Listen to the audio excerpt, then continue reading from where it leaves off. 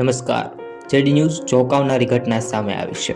આ સમગ્ર ઘટના આંધ્રપ્રદેશના વિહારવાળાની છે. અહીં રહેતી 32 વર્ષની મહિલા રશીલા સાથે એક ચોંકાવનારી ઘટના બની છે.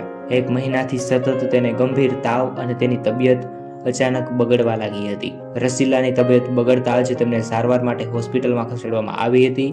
જ્યારે તેમને હોસ્પિટલની અંદર દાખલ કરવામાં આવી ત્યારે ડોક્ટરે તેમને જણાવ્યું કે તેમની તબિયત ખૂબ જ ખરાબ છે અને તાત્કાલિક તેને દાખલ કરવી પડશે.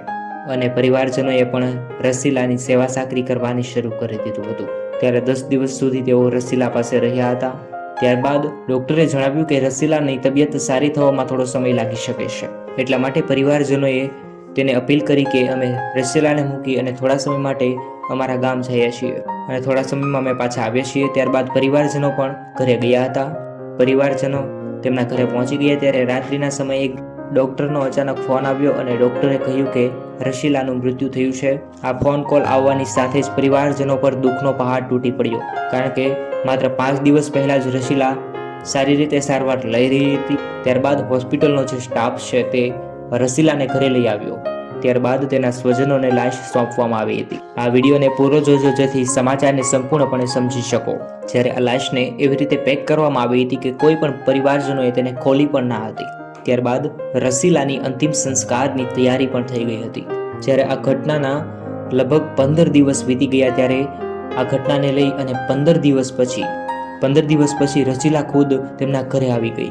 જ્યારે રસીલાને જોઈ અને ભલભલા લોકોના ટાંટિયા ધ્રુજી ગયા, કારણ કે 15 દિવસ પહેલા જ હજી રસીલાના તો અંતિમ સંસ્કાર કર્યા હતા, પરંતુ સમગ્ર ઘટના શું છે તેની વાત હવે શરૂ થાય છે. 15 દિવસ પછી સામે આવી જતા લોકોના ડોળા ફાટેલા જ રહી ગયા. જ્યારે આ મળદું જોઈ અને લોકો પણ ડરી ગયા અને ભાગવા લાગ્યા. ત્યારે રસીલા એમ બોલી કે મને ડોક્ટરે રજા આપી છે, એટલા માટે હું ઘરે આવીશું અને હવે હું સ્વસ્થ છું અને ડોક્ટરે રજા આપી દીધી છે અને હું રિક્ષા પકડી અને હોસ્પિટલથી અત્યારે ઘરે આવીશું. ત્યારબાદ પરિવારજનો તાત્કાલિક હોસ્પિટલ પહોંચ્યા અને હોસ્પિટલમાંથી જાણવા મળ્યું કે જ્યારે હોસ્પિટલ તંત્ર દ્વારા ભૂલમાં કોઈ બીજી લાશને તેને સોંપવામાં આવી હતી. જ્યારે આ લોકોએ તે લાશના પણ અંતિમ સંસ્કાર પણ કરી નાખ્યા હતા.